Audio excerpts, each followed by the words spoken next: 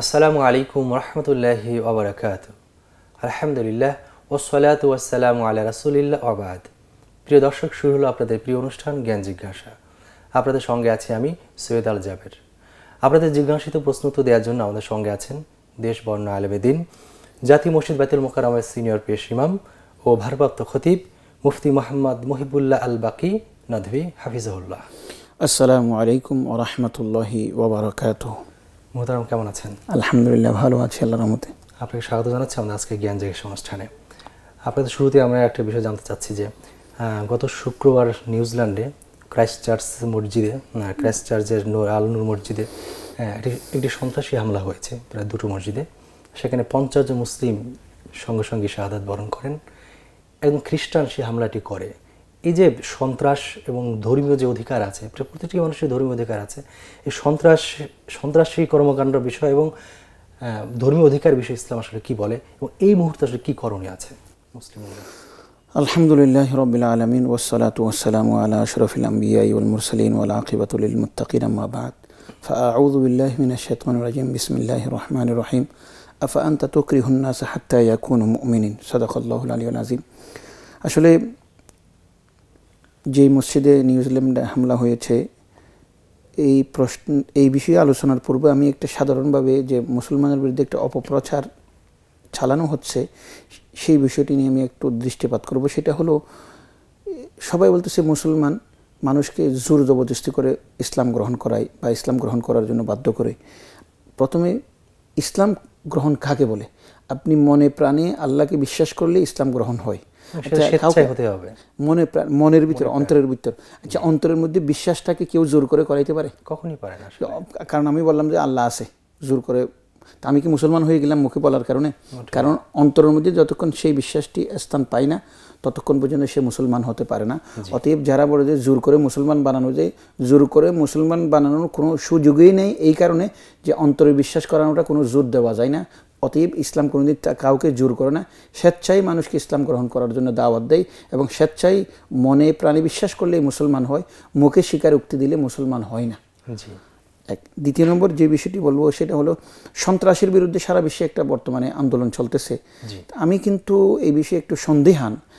বিশ্বের যারা বর্তমানে ধারক বাহক বা যাদের অধীনে সারা বিশ্বটা পরিচালিত হচ্ছে, আমি একটি দৃষ্টান্ত আপনাকে দিই। যে গ্রামের মধ্যে মোড়ল একটু ভালো হয় সে গ্রামে চোর ডাকাতও একটু কম থাকে। যে থানার মধ্যে একটু নেতা একটু ভালো হয় সেই থানাটাও শান্তিতে থাকে। বর্তমানে যারা বিশ্বের মোড়লগিরি করতেছে, আমার মনে হচ্ছে তারা সন্ত্রাস বন্ধ হওয়া চাচ্ছে না, সেই কারণেই বোধহয় সন্ত্রাসটা বন্ধ হচ্ছে না। আপনি বিশ্বে প্রশ্ন করতে পারেন এই কথা আমি কেন বললাম। কারণ শেখ, আমরা বাকি কথা শুনবো, একটা কল নিয়ে নিচ্ছি। আসসালামু আলাইকুম। ওয়ালাইকুম আসসালাম রাহমাতুল্লাহ। কে বলছিলেন? পরিচয় দিয়ে প্রশ্ন করুন। আমি অ্যাডভোকেট সাইফুল বলছিলাম বাংলাদেশ সুপ্রিম কোর্ট থেকে। জি সাইফুল ভাই, বলুন কি প্রশ্ন আছে আপনার? মোহতারামকে আমার একটা প্রশ্ন। জি। তো আমি কারো কাছ থেকে টাকা ধার নেওয়ার পরে তাকে যদি আমি খুঁজে না পাই, অনেক দিন সে নাই, অনেক দিন হয়ে গেল, 1 বছর 2 বছর হয়ে গেল, কি খুঁজে হারাচ্ছে? এরকম হওয়ার পরে টাকা নেওয়ার পরে ওনাকে আর খুঁজে না পাওয়া গেলে সেটা আমি কি করবো? অনেক কিছু হয়ে করলাম। আপনি টাকা ধার নিয়েছিলেন, তাকে ফেরত দেওয়ার জন্য খুঁজে পাচ্ছেন নাই তো? কি করণীয়? আচ্ছা, আপনি আমাদের সঙ্গে থেকে ইনশাআল্লাহ উত্তরে আসবো ইনশাআল্লাহ। ওয়ালাইকুম আসসালাম। আরেকজন কলার আছেন। আসসালামু আলাইকুম। ওয়ালাইকুম আসসালাম। কে বলছিলেন? পরিচয় দিয়ে প্রশ্ন করুন। জি, কি হয়েছে এটা? হ্যাঁ, কালেমা তাইয়্যিবা। কি প্রশ্ন আপনার?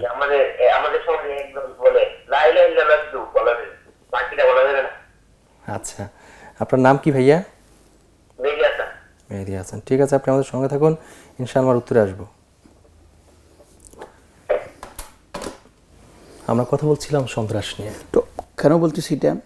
প্রথমে আমি যদি একটা সমস্যার সমাধান চাই, তাহলে প্রথম আমাকে সমস্যাটা কোথায় সেটা চিহ্নিত করতে হবে। বর্তমানে সারা বিশ্বে দেখেন মুসলমানকে হত্যা করতেছে, মুসলমান অন্যের দ্বারা আক্রান্ত হচ্ছে, সব জায়গার মধ্যে মুসলমান সন্ত্রাসী হচ্ছে। অর্থাৎ মুসলমান নিজে আক্রান্ত হলেও মুসলমান সন্ত্রাসী, মুসলমানকে অন্য কেউ আক্রান্ত করলেও আক্রমণ করলো ও মুসলমান সন্ত্রাসী, এটা এমনভাবে চর্চা করতেছে, তাহলে বোঝা যাচ্ছে যে সঠিক বিষয়টা কি সেটা জানতে না চাওয়া অর্থ হলো সঠিক সমাধানটা না চাওয়া। আমি সেই জন্য বলতেছি বর্তমানে সন্ত্রাস দমনটা সারা বিশ্বের যারা ধারক বাহক কর্ণধার তারা চাচ্ছে না আমার মনে হচ্ছে। দ্বিতীয় আরেকটি কথা বলি, যেমন মনে করেন এই যে নিউজিল্যান্ডে 50 জন লোক হত্যা করেছে একজন ব্যক্তি, তাকে এটা বলতেছে না একজন সন্ত্রাসী, সে খ্রিস্টান হওয়ার কারণে মুসলমানকে এইভাবে আক্রমণ করছে এটা বলতেছে না, কিন্তু মানে সন্ত্রাসী এই অভিযোগ থেকে তারা মুক্তি পাওয়ার জন্য আরেকটা মানে আড়াল করার জন্য সেটা একটা তারা একটা আশ্রয় গ্রহণ করেছে, তারা বলে যে একটা শুটার। অর্থাৎ মুসলমান সবসময় একজন মারলেও সন্ত্রাসী, মুসলমানকে মারলেও সন্ত্রাসী, আর আমরা 50 জন মারলেও সন্ত্রাসী না, আমরা বলছি না, জঙ্গি বলছি না, জঙ্গি বলছি না, শুটার বলতেছি। এটার অর্থ কি? তাহলে বোঝা যাচ্ছে আমরা সন্ত্রাসটা দমন চাচ্ছি না। দমনশালী কেন? ওরা সন্ত্রাসী বলবো এবং সন্ত্রাসী কর্মকাণ্ড এটাও আমরা ঘৃণা করবো, একই সাথে বলবো ওরা অন্য নাম দিয়ে আমরা কেন তারে আখ্যায়িত করব। তাহলে বোঝা যাচ্ছে সন্ত্রাসকে আমরা লালন পালন করতেছি তো মুসলমানকে বদনাম করার জন্য। আরেকটা কথা বলি আপনাকে, এই যে ইন্টারন্যাশনাল একটা মানে বড় সংস্থা আছে, গবেষণামূলক সংস্থা, সেটা নিউ ইয়র্ক ভিত্তিক, সেটার নাম হলো anti defamation League. Anti defamation League ভিত্তিক একটা সংস্থা, ওরা গবেষণা চালিয়েছে 2008 সাল থেকে নিয়ে 2017 সাল পর্যন্ত যত সন্ত্রাসী হামলা হয়েছে, আক্রমণ হয়েছে ধর্মের ভিত্তিতে, সবগুলোর মধ্যে বেশিরভাগই 71% ইহুদি এবং খ্রিস্টান জড়িত, এবং কোনো না কোনোভাবে সেখানে 26% তার কম মুসলমান জড়িত। কিন্তু সারা বিশ্বের মধ্যে কী চর্চা হচ্ছে? আমি সেই জন্য একটা কথা বলি, মুসলমান সন্ত্রাসী না হওয়া সত্ত্বেও মুসলমান সন্ত্রাসী, সেটার পিছনে একটি কারণ আছে। সেটা হলো আপনি যেরকম সৎ হোক না কেন, আপনি সৎ প্রমাণ করার মতো আপনি শক্তি না থাকলে আপনি সৎ নয়। অতএব মুসলমান বর্তমানে সন্ত্রাসী না হওয়া সত্ত্বেও সন্ত্রাসী, কারণ সন্ত্রাসী নয় সেটা প্রমাণ করার মতো তাদের শক্তি নেই। আর যারা সন্ত্রাসী করতেছে তারা সন্ত্রাসী করার পরও সন্ত্রাসী নয়, যারা সন্ত্রাসী নয় সেটা প্রমাণ করার মতো তাদের শক্তি আছে। এটা হলো বড় মুসলমানের জন্য একটা বড় দুর্ভাগ্য। আসলে মিডিয়া তো আসলে ওদের নিয়ন্ত্রণ, যার জন্য আমাদের মুসলমানদের উপরে প্রচারটা বেশি চালাচ্ছে, অপপ্রচারটাই চালাচ্ছে। আরেকটা কথা বলি, আপনি তো মিডিয়ার কথা কেন বলেন, যারা মুসলমান আছি তারাও তো আমরা হীনমন্যতার শিকার হই, তারাও তো যারা ইসলামের শত্রু বা ইসলামকে পছন্দ করে না তাদের সাথে তাল মিলিয়ে আমরাও মনে মনে ভাবতেছি আমরা বোধহয় নিজে নিজে সন্ত্রাসী। আমাদের জ্ঞানের চর্চার অভাব আছে, জ্ঞানের চর্চার অভাব। আমি একটা বলি কি জানেন, কতক সময় ওই বাঘের বাচ্চা নাকি ছাগলের সাথে থাকতে থাকতে নিজেও ছাগল মনে করে, আর এইসব লোকেরা ওদের ইনফরমেশন গ্যাপ হওয়ার কারণে এরা নিজে নিজে মনে করছে আসলে আমিও কি সন্ত্রাসী কিনা, আমি মুসলমান পরিচয় দিলে কোনো আমি সন্ত্রাসী হয়ে যাবো কিনা, এই ভয়ের মধ্যে আছে। ইনফরমেশন না থাকার কারণে এবং আমাদের অদক্ষতার কারণে, অযোগ্যতার কারণে, মূর্খতার কারণে। একটা কল আসছে, আমরা একটা কলটা নিয়ে নিচ্ছি। আসসালামু আলাইকুম। আসসালামু আলাইকুম রাহমাতুল্লাহ। ওয়ালাইকুম আসসালাম রাহমাতুল্লাহ। কে বলছিলেন? পরিচয় দিয়ে প্রশ্ন করুন। ভাই আমি পাবনা জেলার পাশি থেকে বলছি। জি ভাইয়া বলুন। আমার প্রশ্ন হলো জি যে আমাদের বিশ্বের বিভিন্ন দেশে আমাদের মুসলমানদের উপরে অত্যাচার নির্যাতন হচ্ছে আমরা দেখছি। জি মোতাবেক বিষয়ে আলোচনা করছিলেন, আমি শুনছিলাম। আমার প্রশ্ন হলো যে এই যে জঙ্গি হামলা, টেররিস্টের যে হামলাগুলো হচ্ছে আমাদের উপরে, জি এই থেকে বাঁচার উপায় কি আমাদের? এ ব্যাপারে আমাদের কার্যকরী কি ভূমিকা রাখা দরকার, মোতারাম যদি একটু বলতেন। জি ইনশাআল্লাহ, আপনি আমাদের সঙ্গে থাকুন, ইনশাআল্লাহ আমরা উত্তর দেব। জি আমাদের হাতে অনেকগুলি প্রশ্ন এসছে, আমরা একটু প্রশ্ন উত্তর দিকে যেতে চাচ্ছি। জি জি অ্যাডভোকেট সাইফুল ইসলাম ভাই জানতে চেয়েছিলেন যে টাকা ধার নিয়েছেন, যার কাছে ধার নিয়েছেন তাকে এখন খুঁজে পাচ্ছেন না, কি করবেন? প্রথম কথা হচ্ছে সাধারণভাবে একজন লোককে যত ঋণ খোঁজা দরকার অতদিন পর্যন্ত তাকে খুঁজতে হবে, জি এবং শেষ পর্যন্ত যদি নৈরাশ হয়ে যায় জি তাহলে তার টাকাটা এই নিয়তে যে যিনি আমার ঋণ প্রাপ্য, জামিয়ার ঋণ থেকে যার থেকে ঋণ গ্রহণ করেছি তার সওয়াবের জন্য আমি দান করে দিচ্ছি, তার পক্ষ থেকে দান করে দেবে। কিন্তু এরপরও একটা এখানে প্রশ্ন থেকে যায়, যদি কোনো না কোনো দিন যদি আসল ঋণদাতা এসে উপস্থিত হয়ে যায়, ভাই আমি তো আপনার থেকে টাকা পাচ্ছি, তখন তাকে বলতে হবে ভাই আমি তো আপনার খুঁজে পাচ্ছিলাম না, সেজন্য আপনার পক্ষ থেকে আমি এটা দান করে দিয়েছি। সে যদি বলে ভাই আমি তো গরিব মানুষ আমার দিতে হবে, তখন কিন্তু তার ঋণটা আবার শোধ করতে হবে। হ্যাঁ, আপনি বাঁচার জন্য কি করে দেবেন, এটা দান করে দিলেও কিন্তু সে যখন দাবি করবে, সাধারণত এটা দাবি নাও করতে পারে এই কারণে যে ভাই আমি তো আপনার জন্যই দান করে দিয়েছি। জি জি আমাদের আরেক ভাই মেহেদী হাসান জানতে চেয়েছেন যে উনি অনেকে নাকি বলছে যে লা ইলাহা ইল্লাল্লাহ মুহাম্মাদুর রাসূলুল্লাহ, এই যে কালেমা তাইয়্যিবা এবং শাহাদাত একসঙ্গে, এটা কি এইভাবে বলা যাবে না, আসলে কি বলা যাবে না উনি জানতে চেয়েছেন। তার আগে আমরা একটা কল নিয়ে নিচ্ছি উত্তর নেওয়ার আগে। আসসালামু আলাইকুম। আসসালামু আলাইকুম। ওয়ালাইকুম আসসালাম, কে বলছিলেন? পরিচয় দিয়ে প্রশ্ন করুন। আমি জুবাইর বলছিলাম নারায়ণগঞ্জ থেকে। জুবাইর ভাই বলুন। আমার প্রশ্ন হলো, আমার ধরেন আমার নাম্বারে যে কোনো কেউ বলে কিছু টাকা পাঠাই দেওয়া হয়েছে, ঠিক আছে, আমার মোবাইলে আসছিল, তো এখন সে আমাকে কল দিল না, কিছু করলো না, এখন কি আমি এই টাকাটা কি ইউজ করতে পারবো? আচ্ছা ঠিক আছে, আপনি আমাদের সঙ্গে থাকুন, ইনশাআল্লাহ আমরা উত্তরে আসবো। জি, লা ইলাহা ইল্লাল্লাহ মুহাম্মাদুর রাসূলুল্লাহ, কালেমাটা কি এইভাবে নাকি বলা যাবে না? লা ইলাহা ইল্লাল্লাহ ওয়া আন্না মুহাম্মাদুর রাসূল এরকম বলতে হবে। আমি এই বিষয়ে একটা কথা বলি।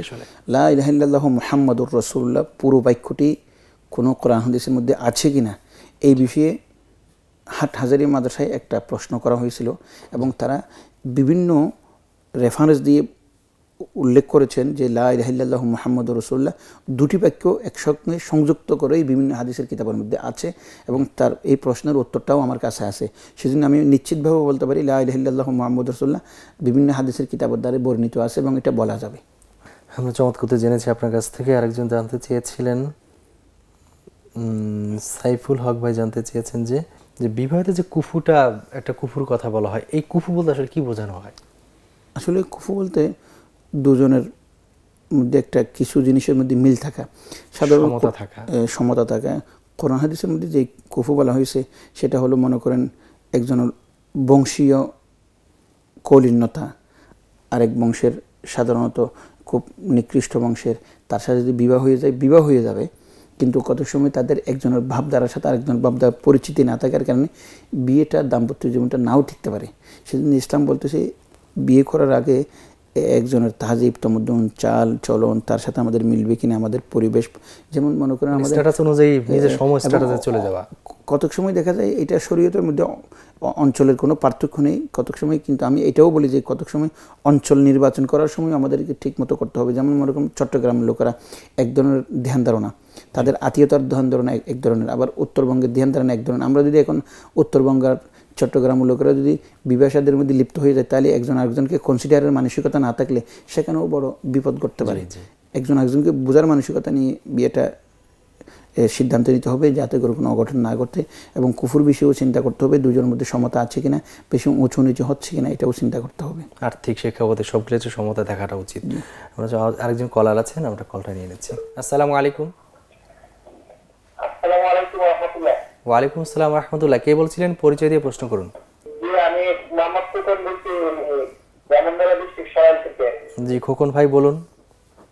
জি, আমার একটা প্রশ্ন ছিল যে স্বামী স্ত্রী মিলে পরে আপনার যদি সকাল হয়ে যায়, ঘুম থেকে একটু দেরি হয়ে গেছে, তখন তো সবাই ঘুম থেকে উঠে যায়, ঠিক আছে? জি, তখন যে স্ত্রী মানে উনি যদি স্ত্রী যদি গোসল না দিয়া দর্শন করে কাজটা মাত্র টুকটাক কাজগুলো করে আসে, পরে দুটোগুলো চলবে না, ঘুম থেকে যখন ওটা হয় তখন দিতে দিতে হবে। আচ্ছা ঠিক আছে ভাইয়া, আপনি আমাদের সঙ্গে থাকুন, ইনশাআল্লাহ আমরা উত্তরে আসবো। আরেকজন কলার আছেন। আসসালামু আলাইকুম। ওয়ালাইকুম আসসালাম, কে বলছিলেন? পরিচয় দিয়ে প্রশ্ন করুন। আমার প্রশ্ন, জি ভাইয়া বলুন। আচ্ছা, কোনো ব্যক্তি তার স্ত্রীকে মাথা গরমের মাথায় রাগের মাথায় তালাক দিয়ে দেয়, তো এক্ষেত্রে ইসলামী শরীয়তে কোনো বিধান থাকে? কাইন্ডলি জানাবেন। রাগের মাথায় তালাক? হ্যাঁ, রাগের মাথায় সে কি তালাক দিয়ে দেয়, জি, তারপরে সে কি করে এটা স্ত্রীকে ফিরিয়ে আনতে পারবে, বা এক্ষেত্রে শরীয়তে বিধান থাকে? জি জি জি ঠিক আছে ভাইয়া, আপনার নামটা কি ভাইয়া? আমার নাম হচ্ছে মামুন। মামুন ভাই, ঠিক আছে, আপনি আমাদের সঙ্গে থাকুন, ইনশাআল্লাহ আমরা উত্তরে আসবো। আসসালামু আলাইকুম। আসসালামু আলাইকুম ওয়া রাহমাতুল্লাহ। ওয়ালাইকুম আসসালাম ওয়া রাহমাতুল্লাহ, কে বলছিলেন? পরিচয় দিয়ে প্রশ্ন করুন। জি, মারুফ ইসলাম, ঢাকা থেকে বলছিলাম। জি ভাইয়া বলুন। আমার প্রশ্ন ছিল যে আমরা সাধারণত 3 রাকাত ফজর নামাজ পড়ি, তো যেটা উঠে পড়ি না, কিন্তু শেষের রাকাতে আগে যে উল্টা যে তাকবীর করা হয়, এটা কি কোনো হাদিসে নিশ্চয়ই হাদিস আছে কিনা, সেই জন্য। উল্টা তাকবীর? জি, এটা উল্টা তাকবীর কি বলে? জি আচ্ছা, আপনি আমাদের সঙ্গে থাকুন, ইনশাআল্লাহ আমরা উত্তরে আসবো। আমাদের অনেক কলার, অনেক প্রশ্ন আছে, এখন অনেকে লাইনে আছেন। আসসালামু আলাইকুম। ওয়ালাইকুম সালাম ওয়া রাহমাতুল্লাহ। কে বলছিলেন? পরিচয় দিয়ে প্রশ্ন করুন। আমি হাবিবুল্লাহ বসুন্ধরা থেকে বলছি। জি হাবিবুল্লাহ ভাই বলুন, কি প্রশ্ন আছে? হ্যাঁ, নাম হাবিবুল্লাহ বসুন্ধরা থেকে বলছি। জি আমরা বুঝতে পেরেছি, হাবিব ভাই বলুন না। প্রশ্ন হলো ফজরের আগে সুন্নাত পড়তে পারি নাই। জি হ্যাঁ, এখন কি সুন্নাত ফজরের ফরজ নামাজে জামাতের পরে পড়তে পারবো? আচ্ছা আপনি না তখন পড়লে ভালো হয়। আচ্ছা ঠিক আছে, আপনি আমাদের সঙ্গে থাকুন, ইনশাআল্লাহ আমরা উত্তরে আসবো ইনশাআল্লাহ। আসলে আমরা অনেক প্রশ্ন এসছে, আমরা উত্তর দিকে যাই। কয়েকটা প্রশ্ন নারায়ণগঞ্জ থেকে জুবাইর ভাই জানতে চেয়েছিলেন যে মোবাইলে কিছু টাকা এসছে, কে পাঠিয়েছেন জানেন না, তিনি ফোন করে জানতে চাননি বা বলেননি, এখন এই টাকা তিনি ব্যবহার করতে পারবেন কিনা, কি করবেন? প্রথমত ফোন থেকে যখন টাকা আসছে তো কোন বিকাশ নম্বর থেকে আসছে এটা জানাটা সহজ। তখন তাকে টেলিফোন করবে, ভাইজান আপনার এই বিকাশ নম্বর থেকে আমার টাকা আসছে, এটা কে পাঠিয়েছে? সে বলবে যে ভুলে আসছে বা আপনার কোনো বন্ধু পাঠিয়েছে বা কে পাঠিয়েছে আমি জানি না। তাহলে বোঝা যাচ্ছে যদি কে পাঠিয়েছে সেটাও না জানে এবং দাবিও না থাকে, তাহলে সে সেটা ব্যবহার করবে, কারণ হয়তো তার কোনো ওয়েলেশার যার শুভাকাঙ্ক্ষী তার কাছে হাদিয়া হিসেবে পাঠিয়েছে, এরকম মনে করতে হবে। আমাদের আরও অনেক প্রশ্ন আছে, আমাদের সময় বিরতির একটা সময় হয়েছে, আমরা বিরতির পর আবার ফিরে আসবো ইনশাআল্লাহ। দর্শক দেখছিলেন আপনাদের প্রিয় অনুষ্ঠান জ্ঞান জিজ্ঞাসা, সময় হলে একটা বিরতি নেওয়ার, বিরতির পর আমরা আবারও ফিরে আসবো, ততক্ষণ আমাদের সঙ্গেই থাকুন। জ্ঞান জিজ্ঞাসা, জ্ঞান জিজ্ঞাসা। আসসালামু আলাইকুম দর্শক, বিরতির পর আমরা আবারও ফিরে এসেছি আপনাদের প্রিয় অনুষ্ঠান জ্ঞান জিজ্ঞাসায়। আপনাদের জিজ্ঞাসিত প্রশ্নের উত্তর দিচ্ছেন মুফতি মোহাম্মদ মহিবুল্লাহ আল বাকি নাদভী হাফিজাউল্লাহ। শেখ আমরা আবার ফিরে এসেছি আমাদের অনুষ্ঠানে বিরতির পর। আমাদের অনেকগুলো প্রশ্ন এসেছে, ফেসবুক ইউটিউবে প্রচুর প্রশ্ন করছেন। আমরা আসলে দর্শক সব প্রশ্ন উত্তর দিতে পারছি না সময় সংকীর্ণতার কারণে, আমরা চেষ্টা করছি আপনাদের জিজ্ঞাসিত প্রশ্নগুলো উত্তর দেওয়ার জন্য। আমাদের মারুফ ভাই জানতে চেয়েছিলেন যে বিতির নামাজে যে দোয়া কুনুত আমরা পড়ি এবং দোয়া কুনুত পড়বার আগে আমরা একটা উল্টা তাকবীর দিই, যেটা আমাদের উল্টা তাকবীর বলা হয়, এই উল্টা তাকবীর কি হাদিস সম্মত কিনা, এটা সহি কিনা? আসলে এটা সব জায়গায় হয়, এবার হাদিস সহি হাদিস এর বর্ণিত আছে, এটা নিয়ে এত টেনশন করার কোনো বিষয় নয়। যে যেমন আমাদের এখানে নামাজের পরে মোনাজাত আছে কিনা সেটাই যে এরকম বিতর্কিত বিষয়, সে এটা এরকম কোনো বিতর্কিত বিষয় নেই, এটা হাদিস শরীফের মধ্যে আছে। হ্যাঁ, হাদিসটা কারোর জন্য গ্রহণযোগ্য, কারোর জন্য গ্রহণযোগ্য নয়, কিন্তু হাদিসের মধ্যে আছে, এটা এতে কোনো সন্দেহ নেই, এটা করা যাবে, করবেই। জি আমাদের আরেক ভাই মামুন ভাই জানতে চেয়েছেন স্ত্রীকে রাগের মাথায় 3 তালাক দিয়েছেন, তালাকটা কি হয়েছে? আসলে আমি বলবো যে স্ত্রীকে কেউ কি রাগ ছাড়া মোহাব্বত করে তালাক দেয় সেরকমই ঘটছে কিনা সারা বিশ্বের মধ্যে? কোনো তালাক তো রাগের কারণেই আসে, তালাক তো রাগের কারণে দিয়ে এক। দ্বিতীয় নম্বর কথা হচ্ছে রাগের কারণে তালাক দেবে কেন? রাগের কারণে অন্য কিছু পাই নাই, সে রাগের কারণে 3 দিন উপবাস থাকতে পারলো না, রাগের কারণে বাদ নাই খেয়ে পারলো না। এটা হলো তালাকটা দেওয়াটা মানে একটা তামাশা করা তালাকের সাথে, মানে আমি তালাক দিয়ে দিলাম। সেই জন্য আমি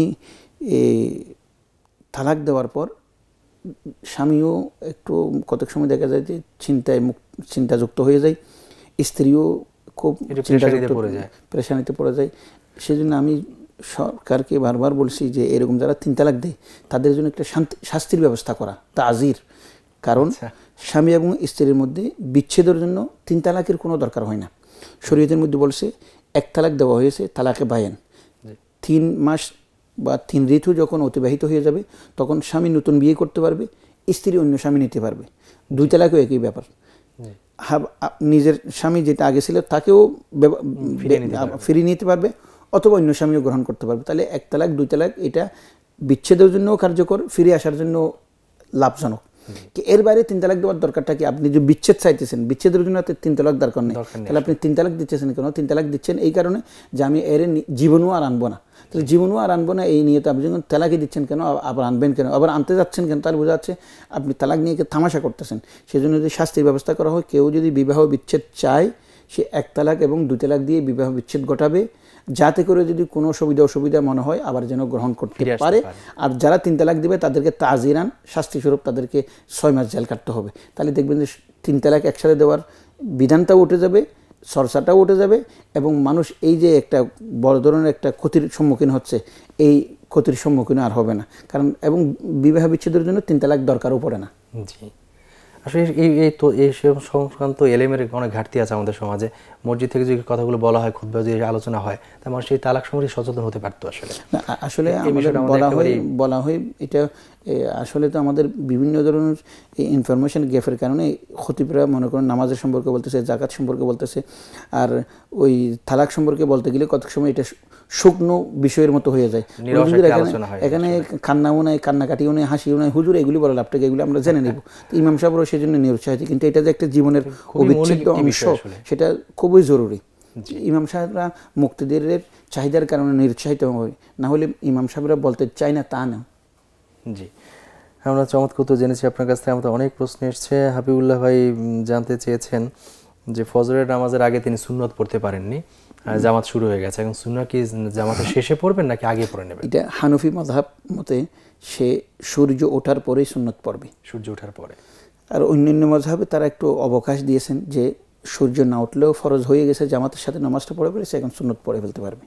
আচ্ছা, হ্যাঁ, আমাদের আরেকটা ভাই জানতে চেয়েছিলেন যে তিনি খোকন ভাই জানতে চেয়েছেন ব্রাহ্মণবাড়িয়া থেকে, স্বামী স্ত্রী মিলিত হওয়ার পর গোসল না করে কি বাকি কাজগুলো মানে পারিবারিক সংসার টুকটাক কাজগুলো করতে পারবে? আমি একটা কথা বলি, এটা শুধু ফজর নামাজের সাথে সম্পৃক্ত কেন, এটা বলতে গেলে এরকমই হয় যে আমি গোসল করার সাথে ফজর নামাজ পড়তে পারবে না, তাহলে সে ফজর নামাজ কাজা করতেছে, এটা বোঝা যাচ্ছে।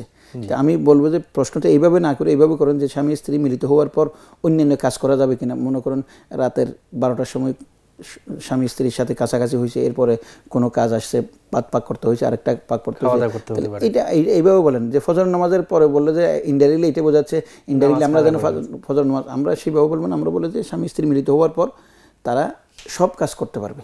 আচ্ছা, হ্যাঁ, নামাজ পড়তে পারবে না যেহেতু ফরজ, গোসলটা। সেই জন্য আমি বলবো যে আপনি যদি ফজরে এরকম হয় আগে গোসল করে ফেলে নামাজ পড়তে হবে, নামাজটা ফরজ, এটা কেমন আপনি কাজা করবেন। জি, একজন কলার আছে, একটা কল নিয়ে নিচ্ছি আমরা। আসসালামু আলাইকুম। হ্যালো, আসসালামু আলাইকুম। ওয়ালাইকুম আসসালাম। কে বলছিলেন? পরিচয় দিয়ে প্রশ্ন করুন। আমি মারুফ বলছিলাম। জি মারুফ ভাই। আমার প্রশ্ন হচ্ছে যে রমজান মাসে রোজা ভাঙার সময় আমি কি মানে আযান দিলে রোজা ভাঙবো নাকি সূর্য ডোবার সময় রোজা ভাঙবো, এটা জানতে চাচ্ছিলাম। আযান বা সূর্য ডোবা। ঠিক আছে ভাই, আপনি আমাদের সঙ্গে ইনশাআল্লাহ আমরা উত্তরে আসবো। অনেক কলার আছে, আমরা প্রশ্ন উত্তর দিয়ে আছে, কল নিচ্ছি না এখন আর। আমাদের মারুফ ভাই জানতে চেয়েছেন যে আমরা রোজা কি উত্তম মানে ভাঙবো কখন, আজানের সাথে নাকি সূর্য ডোবার সাথে? প্রথম কথা হচ্ছে আমার মারুফ সাহেবকে বলবো যে আজান কখন দেবে? আজান দেবে সূর্য ডুবলে। জি, অর্থাৎ সূর্য ডুবলে ইফতারও করবেন, সূর্য ডুবলে আজানও দেবেন। কতক সময় সূর্য ডুবার পর ইফতার করে ফেলে, ইফতারের পরে কতক সময় মুয়াজ্জিনরা আজান দেয়, তাহলে আপনি যদি আজান পর্যন্ত অপেক্ষা করতে থাকেন কতক সময়, তাহলে দেখা যাবে যে ইফতারটা বিলম্ব হয়ে যাচ্ছে।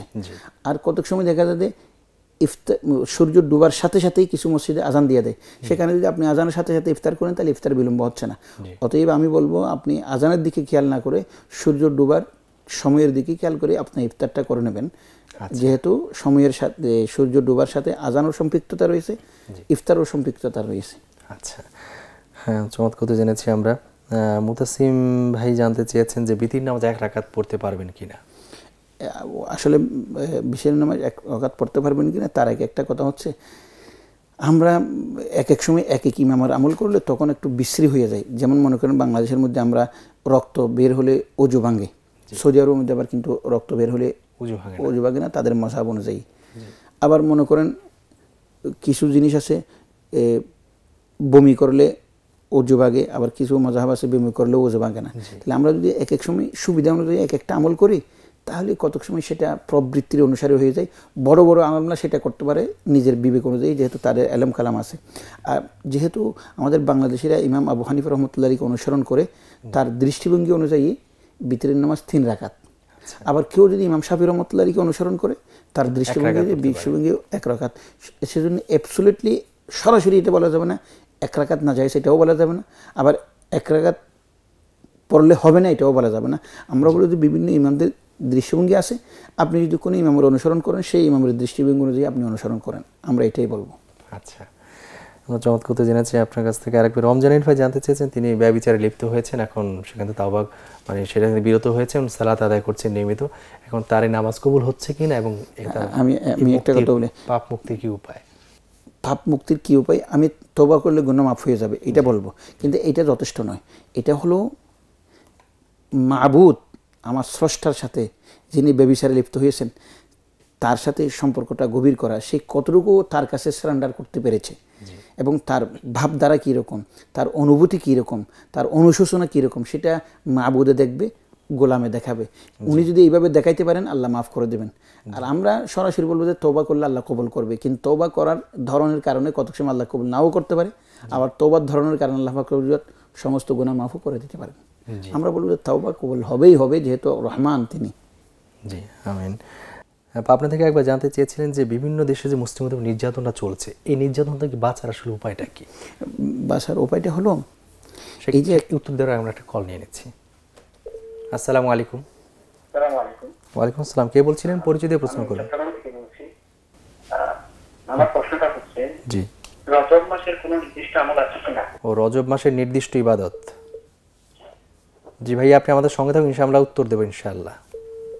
অনেক প্রশ্ন আমাদের হাতে, যে নির্যাতিত মুসলিমদের এই নির্যাতন থেকে বাঁচার উপায় কি আসলে? আচ্ছা, এটা বাঁচার জন্য প্রথমে সারা বিশ্বের মানুষকে চিন্তা করতে হবে, এরকম যদি জঙ্গি হামলা হইতে থাকে তাহলে এটা একটা ক্যান্সারের জীবাণুর মতো, কোন দিক থেকে কে আক্রমণ হয়ে যায় সেটা জানা যায় না। আপনি লিভারের মধ্যে ক্যান্সার শুরু হয়েছে, হয়তো সেটা যাইতে যাইতে কিডনির মধ্যেও আক্রান্ত হইতে পারে। তদ্রূপ এক জায়গার মধ্যে সন্ত্রাসী শুরু হয়ে গেছে, সেটা অন্য জায়গায় আক্রান্ত হইতে পারে। অতএব বিশ্বের মধ্যে যারা বিবেকবান লোক এবং যারা বিশ্বের মধ্যে বিশ্বকে নিয়ে চিন্তা করে, কারণ আমরা সব মানুষকে বলবো না যে সে মুসলিম হলে, খ্রিস্টান হলে সে শত্রু ইসলামের, এটা বলা যাবে না। মানুষের কিছু বিবেক আছে, সেই খ্রিস্টানের মধ্যেও বিবেক আছে, হিন্দুর মধ্যেও বিবেক আছে, মুসলমানের মধ্যেও বিবেক আছে। এই বিবেকবান মানুষগুলো স্বার্থের বাইরে, কারণ শাসকরা কত সময় স্বার্থের জন্য হাঁকে না করে, নাকে হাঁ করে, কিন্তু যারা বিবেকবান মানুষ, বিবেকবান ধার্মিক, তারা মিলেমিশেই একযোগে কাজ করতে হবে। যে সন্ত্রাসী এইভাবে উৎপত্তি হচ্ছে, সন্ত্রাসকে আমাদের সবাইকে নিরুৎসাহিত করতে হবে, সে সমূলে বিনাশ করতে হবে। কারণ আমি আজকে শক্তি আসে বলে আমি সন্ত্রাস করলাম, কালকে আমি যদি দুর্বল হয়ে গেলে আমি আবার সন্ত্রাসের শিকার হব। এই মানসিকতা নিয়ে কাজ করলে আমার মনে হচ্ছে সন্ত্রাস ইনশাআল্লাহ সমূলে বিনাশ হবে ইনশাআল্লাহ। সবাইকে কাঁধে কাঁধ মিলিয়ে ধর্ম বর্ণ নির্বিশেষে এটা একটা সমাজের ক্যান্সার, এটা বোঝাইতে হবে। এবং এই মেসেজ নিয়ে মানুষ যদি আগায়, মুসলমান আগাবে না, খ্রিস্টান আগাবে, মানুষকে আগাইতে হবে, তাহলে এটা বন্ধ হয়ে যাবে নিশ্চিত ইনশাআল্লাহ। আমরা চমৎকার উত্তর পেয়েছি আপনার কাছ থেকে। আমাদের আরেক ভাই জানতে চেয়েছিলেন যে আমাদের দেশে যে উনি সরাসরি প্রশ্ন করেছেন যে বঙ্গবন্ধু শেখ মুজিবুর রহমানকে জাতির পিতা হিসেবে আখ্যায়িত করা হয়, সেটাই দেখা হয়, এটা আসলে ইসলাম সম্মত কিনা? আমি এটা বলার আগে, এটা আখ্যায়িত করা হয় এটা জায়েজ কিনা সে বলার আগে আমি একটা কথা বলবো। এই আমাদের এখানে ওই ফাতেমা জিন্নার বোন ইলেকশন করেছিল 1964 দিকে, তখন তারা বলছিল মাদুর মিল্লত, অর্থাৎ যেহেতু মেয়ে মিল্লতের মাতা। এবং ইন্ডিয়ার মধ্যে মহাত্মা গান্ধীকে বলা হতো বাবায়ে কওম। সেই ধারাবাহিকতায় জাতির জনক শেখ মুজিবুর রহমানকে জাতির জনক বঙ্গবন্ধু বলা হচ্ছে। আমি একটা প্রশ্ন এখানে করব, যখন নাকি মাদুর মিল্লত বলে, যখন নাকি ফাতেমা জিন্নাকে বহু ওলামারা তার পক্ষ নিয়েছিল, তখন তো কেউ এই প্রশ্ন করে নাই, তাহলে এখন কেন করতেছে? এক। দ্বিতীয় নম্বর কথা হচ্ছে, ইব্রাহিম আলাইহিস সালাতু ওয়াস সালাম বলা হয়েছে মিল্লাতু আবিকুম ইব্রাহিম, তোমাদের মিল্লতের বাবা হচ্ছে, তোমাদের মুসলিম মিল্লত পুরাটা ইব্রাহিম আলাইহিস সালাতু ওয়াস সালাম। আর ওনাকে জাতির জনক অর্থ কি? একটা জিনিসের উৎস।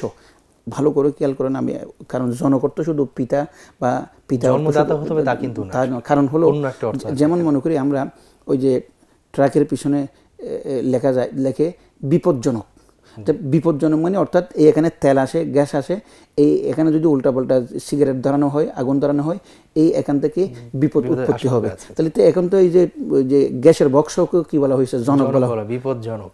কিসের জনক বলা হয়েছে? বিপদের জনক। ওখানে কি স্বামী স্ত্রী আছে নাকি? মোটেই নেই। তাহলে এইগুলি আসলে যেভাবে নেয়, মুসলিমেরও জাতিপিতা বলা হচ্ছে, বাঙালি জাতীয়তার, এইগুলি যেভাবে নেয়, আমি সেই জন্য বলবো যে আমি যদি এটাকে সঠিক অর্থে ব্যবহার করতে পারি, জনকর্ত একটা দেশের জন্য, স্বাধীনতার জন্য উৎস, আমি সেই অর্থ নিলে তাহলে আমরা এই অর্থ সহি হয়ে যাচ্ছে, শুদ্ধ হয়ে যাচ্ছে। আমরা একটা বাঁকা অর্থ নিয়ে যে উনি নিজেকে নিজে ইব্রাহিম আলাইহিস সালাম সম্মান করে ফেলেছে, এই বাঁকা অর্থ নিয়ে আমরা এই দৃষ্টিভঙ্গি নিয়ে চলা, এটা ঠিক না। কারণ আমি কোন উদ্দেশ্য নিয়ে বলতেছি, সেই উদ্দেশ্যে থাকলে তাহলে একজন আরেকজনের উপর সংঘাত হয় না। জি, আমরা চমৎকার উত্তর জেনেছি আপনার কাছ থেকে। আমাদের একজন কলার আছেন, আমরা একটা কল নিয়ে নিচ্ছি। আসসালামু আলাইকুম। আসসালামু আলাইকুম। ওয়ালাইকুম আসসালাম, কে বলছিলেন? পরিচয় দিয়ে প্রশ্ন করুন। জি, আমি মোহাম্মদ সুলতান বলছি। আমার স্ত্রী নিয়ে একটা কথা ছিল। জি বলুন, কি প্রশ্ন ভাইয়া? যে আমার স্ত্রী গর্ভবতী, জি তো এই মুহূর্তে আপনার ঘন ঘন সাদা সাপ বানিয়েছি, ঠিক আছে? জি তো ঘন ঘন সারাদিন সাদা সাপ বানিয়ে আর সাদা বানিয়ে পরে আপনার কাপড়ও ডুবে যায়। তো এই অবস্থায় কি নামাজ পড়া যাবে? সারাদিন এরকম। আচ্ছা, যে আপনি আমাদের সঙ্গে থাকুন, আমরা ইনশাল্লাহ উত্তরে আসব। আচ্ছা, নামাজ পড়বে। জি, আমাদের অনেক প্রশ্ন আছে। আমাদের আরেক ভাই আমরা এই প্রশ্ন উত্তর দিয়ে দিচ্ছি। তার স্ত্রী গর্ভবতী, তার সাদা স্রাব বের হচ্ছে, কাপড় নষ্ট হয়ে যাচ্ছে, এই অবস্থায় সে নামাজ পড়তে পারবে কিনা? আসলে কথা হচ্ছে, এটা তো কোনো সামনাসামনি বসে উত্তর দিতে হবে। কারণ কেউ মনে করেন সবসময় প্রস্রাব বের হতেই আছে, জি কারো মনে করেন কোনো একটা আঘাতের কারণে রক্ত বের হতেই আছে, জি কারো মনে করেন পেট খারাপ হওয়ার কারণে বাতাস বের হতেই আছে। শরীয়তের পরিভাষায় জোহরের সময় এই অসুখটা শুরু হয়েছে, আসর পর্যন্ত সে 5 মিনিট সময় পায়নি যে 5 মিনিটে সে নামাজটা পড়তে পারবে, তাহলে তখন সে মাজুরের অন্তর্ভুক্ত হয়ে গেছে, অক্ষম ব্যক্তির অন্তর্ভুক্ত হয়েছে। আর যখন অক্ষম ব্যক্তির অন্তর্ভুক্ত হয়ে যাবে, তখন তারপরের থেকে আসরের পরের থেকে সে নতুন উজু করে করে নামাজ পড়বে। সে এই অসুখটা যদি আসরের পর থেকে মাগরিবের ভিতরে একবারও হয়, তারপরে একটা উজু দিয়ে তার জন্য যথেষ্ট হবে। হ্যাঁ, মাজুর গণ্য হওয়ার জন্য প্রথমে তার পুরো একটা সময় এই অসুখটা তার বিদ্যমান থাকতে হবে। এরপর থেকে পুরো অক্তের মধ্যে একবার থাকলেও এই অসুস্থ মাজুর বলে গণ্য হবে। অতএব আমি বলবো যে ওনার স্ত্রী যদি 5 মিনিটও সময় না পায়, সেরকম যদি একটা সময় জোহর থেকে আসর, আসর থেকে মাগরিব থেকে আসা, এরকম একটা সময় যায়, তাহলে উনি অক্ষম ব্যক্তি হিসেবে গণ্য হবে। এরপরে যে কোনো ওয়াক্তের সময় একটা নতুন উজু করেই নামাজ পড়ে নেবে, একটা নতুন উজু দিয়ে সে কোরআন শরীফ পড়ে নেবে। আচ্ছা, আমরা চমৎকার জেনেছি। আরেক ভাই জানতে চাচ্ছেন, রজব মাসের নির্ধারিত কোনো ইবাদত আছে কি? এখন রজব মাস চলছে। নির্ধারিত ইবাদত বলতে কি, হযরত আয়েশা রাদিয়াল্লাহু তাআলা আনহা বলেন, রাসূল পাক সাল্লাল্লাহু আলাইহি ওয়াসাল্লামকে আমি রমজান ব্যতীত রজব এবং শাবান মাসে সবচেয়ে বেশি রোজা রাখতে দেখেছি। তো রাসূল পাক সাল্লাল্লাহু যে কাজটা করেছেন, বেশি বেশি রোজা রাখা, সেই কাজটা আমরা পড়বো না? জি, এটা একটা ইবাদত। বেশি বেশি নফল রোজা রাখতে পারি, নফল রোজা রাখতে পারি। এবং রাসূল পাক সাল্লাল্লাহু আলাইহি ওয়াসাল্লামের অন্য একটা হাদিসও আছে, সেটা ব্যাপারে বিভিন্ন ব্যাপারে উক্তির মধ্যে একটু কালামও আছে, কথাবার্তা আছে। সেটা হলো, রজব মাস আসলে রাসূল পাক সাল্লাল্লাহু আলাইহি ওয়াসাল্লাম পড়তেন, আল্লাহুম্মা বারিক লানা ফি রজব ওয়া শাবান ওয়া বাল্লিগ রমজান। আল্লাহ আমাকে রজব এবং শাবান মাসে বরকত দান করুন এবং আমার জীবনকে দীর্ঘায়িত করে আমাকে রমজান পাওয়ার তৌফিক দান করে দিন। এই দোয়াটা পড়তে পারে, আমরা পড়তে পারেন। হ্যাঁ, আমাদের আরেক ভাই জানতে চেয়েছেন, কাজী মামুন নামে এক ভাই জানতে চেয়েছেন যে বড় আয়াতের অর্ধেকটা পড়ে রাকাত শেষ করা যাবে কি? অর্থ যদি কিনা হয়, বিকৃতি না ঘটে, তাহলে পড়া যাবে। যেমন মনে করেন বড় আয়াত ইয়া আইয়ুহাল্লাযীনা ইযা তাদায়ানতুম, এটা বহু বড় আয়াত, ওখানে যদি এমন জায়গার মধ্যে থামে যেখানে গিয়ে আর অর্ধেক বাকি নেই, অর্থের বাক্যের মাঝখানে নয়, আয়াতের মাঝখানে আর বাক্যের, তাহলে কোনো অসুবিধা নেই। জি, শেখ, আমরা অনেক প্রশ্ন উত্তর দিয়েছি। আমরা আমাদের সময় একেবারে অনুষ্ঠান শেষ প্রান্তে পৌঁছে গেছি। আপনাকে অনেক অনেক কৃতজ্ঞতা জানাই আমাদের এখানে অংশগ্রহণ করার জন্য। ধন্যবাদ আপনাকে। দর্শক, দেখছেন আপনাদের প্রিয় অনুষ্ঠান জ্ঞান জিজ্ঞাসা। আমাদের আজকের সময় একেবারে শেষ হয়ে এসেছে। আগামী পর্ব দেখবার আমন্ত্রণ জানিয়ে আজকের মতো বিদায় নিচ্ছি। আসসালামু আলাইকুম ওয়া রাহমাতুল্লাহি ওয়া বারাকাতুহু।